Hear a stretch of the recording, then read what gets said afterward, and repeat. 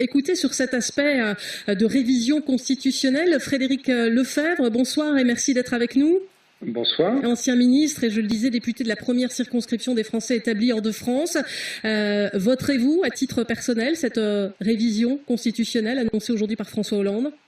Je la voterai sur le principe. J'attends de voir évidemment le détail du texte, mais il a rappelé à la tribune que c'est une proposition de modification de la Constitution qui avait été faite par la commission présidée par Édouard Balladur. Absolument. Et chacun de nous voit, quand je dis chacun de nous, législateurs, au gouvernement, combien à chaque occasion où nous essayons de changer les dispositifs pour rendre plus efficace en matière de sécurité l'action de l'État, combien nous sommes souvent confrontés à une constitution qui nous empêche d'aller jusque là où nous voulons aller et qui fait que nous sommes moins bien armés qu'un certain nombre d'autres pays européens, tout aussi protecteurs des libertés que nous. Je pense par exemple à nos amis anglais. Donc il est absolument évidemment indispensable qu'on puisse avancer dans ce sens. C'est la raison pour laquelle, sur le principe, je suis pour. Est-ce que vous êtes d'accord Est-ce que vous êtes d'accord, pardon, Frédéric Lefebvre, avec ce que vient de nous dire Bruno Cotresse, cette inflexion sécuritaire de François Hollande? Est-ce que le message et certaines critiques de la droite exprimées ce week-end ont été entendues aujourd'hui par le chef de l'État?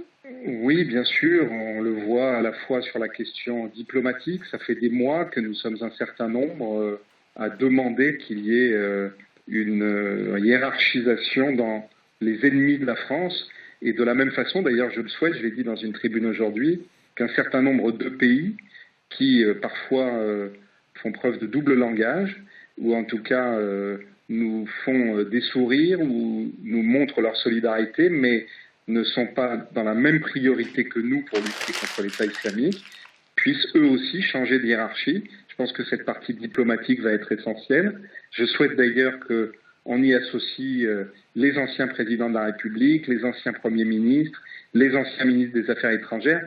Voyez-vous, moi, ce que j'ai apprécié particulièrement aujourd'hui, c'est pour ça que je n'ai pas hésité un millième de seconde à me lever et à applaudir le président de la République, c'est que on a senti dans ce congrès à Versailles les hommes et les femmes politiques de droite comme de gauche, avec dans une forme d'émotion, mais avec beaucoup de sang-froid en même temps, une volonté très claire d'agir ensemble. Et il y a quelque chose de très concret que je veux souligner et qui montre à quel point, malheureusement, souvent, ensuite, la règle, ça a été dit sur votre antenne, de la politisation et des partis politiques vient faire voler en éclats tout ça. Mais vous savez que nous sommes dans cet hémicycle du Congrès à Versailles par ordre alphabétique.